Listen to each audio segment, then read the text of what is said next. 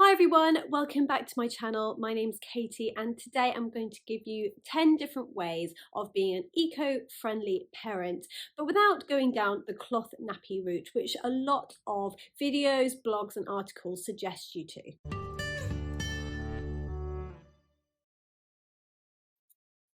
So for a lot of parents, using cloth nappies or reusable nappies just aren't an option, either because you can't afford it straight away or you just don't have the time and energy to do it, and that's completely understandable. Parenting is hard.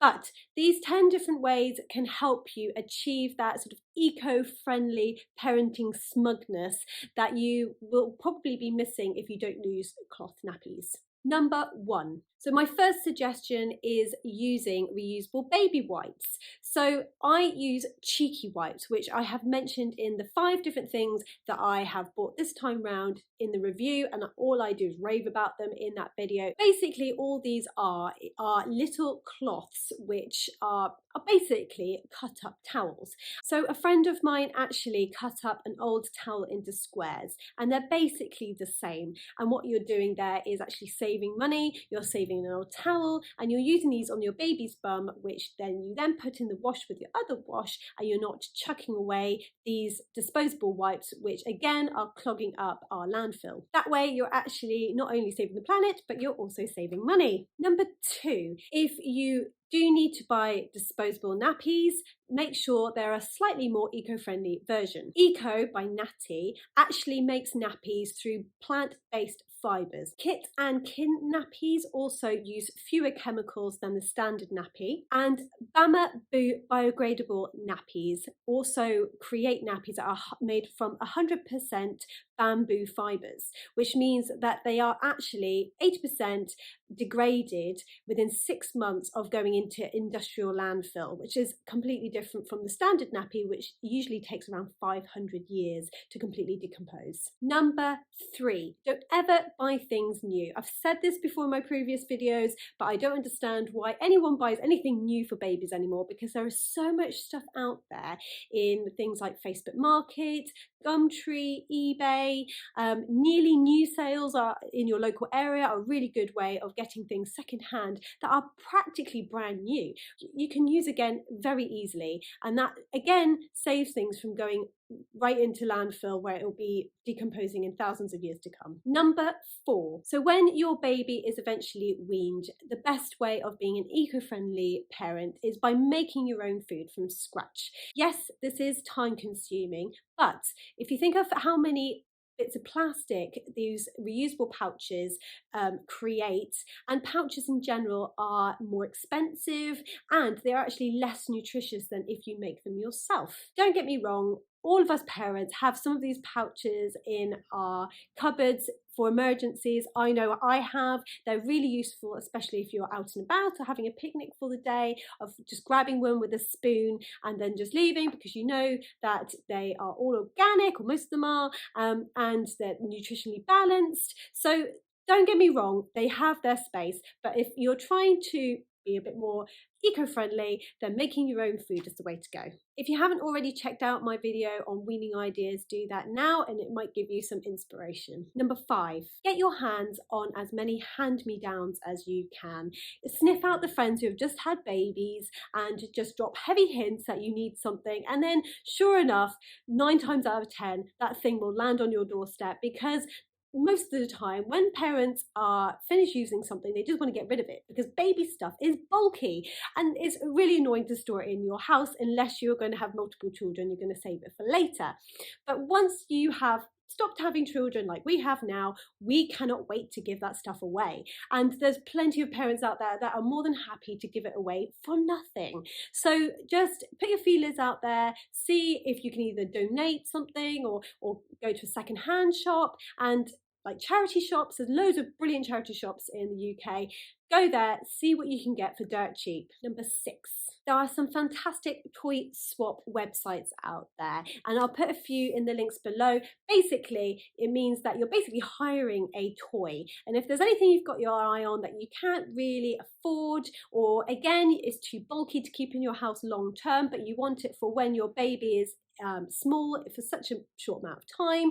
Then you can do toy swaps where, again, you can bring your own toys. They can then give them to other people and you can choose your toy to bring home, and it keeps things interesting for your child but without breaking the bank. Number 7, use some eco-friendly washing tablets. I cannot go on enough about how much washing we have to do as parents, including clothes, bibs, muslins. It all just goes in the wash and it feels like you're just being a washer woman or a washer man, constantly washing, drying, folding.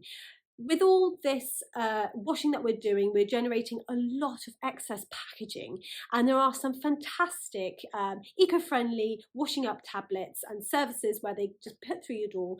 One of them is Smol. Again, I'll put a link down at the bottom if you'd like to go out and check it out and see what it's like.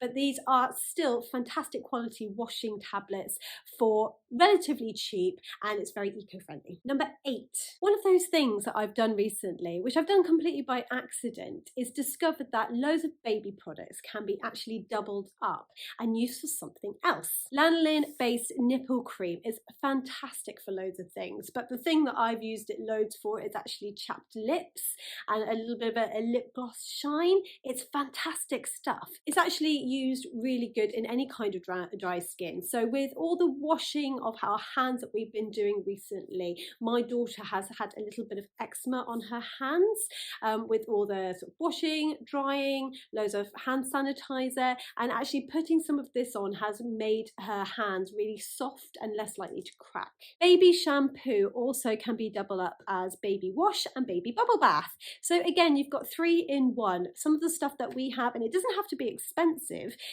can just go straight in the bath, use as wash on a cloth, and then use as shampoo. Just do it all at once. Finally, if you do have a packet of disposable baby wipes like we do, we've always got one spare in the house. Actually, this is really good at also taking off makeup, and it's really good for sensitive skin. Number 9, if you're pregnant and you are feeling like you want to be a bit more eco-friendly before the baby's even arrived, the best way you can do that is by actually asking for vouchers or asking for specific items on a list before people go ahead and buy you things as a present. People buy you baby presents from a good place. They want to give you a surprise. They want to give you something to make you feel happy about having the baby. Sometimes it's personalized.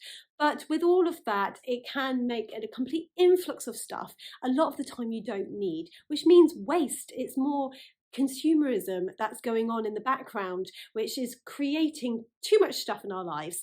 So what I suggest you do is that you keep to a specific list and you ask people to just give you vouchers for the things that you want to buy. This of course includes cards. I remember getting at least 50 cards when my daughter was born, but all of these couldn't go in the recycling, or most of them couldn't, because of either foil or glitter on the card, which means again less recycling. So if anything, just don't ask for cards, don't ask for gifts unless they're specific, and then you'll be a lot more eco-friendly. Number 10. So obviously the best way of making it eco-friendly to feed your baby at the very beginning is to breastfeed, but that is easier said than done for a lot of women out there who either can't breastfeed, either because they physically can't, or there's no milk, or they just need to share it with their partner, so therefore they need to have bottles. And the best way of doing this and being eco-friendly is by buying glass milk bottles and natural rubber teats and dummies. So naturally with rubber, you've got to make sure that you and your baby aren't allergic to latex.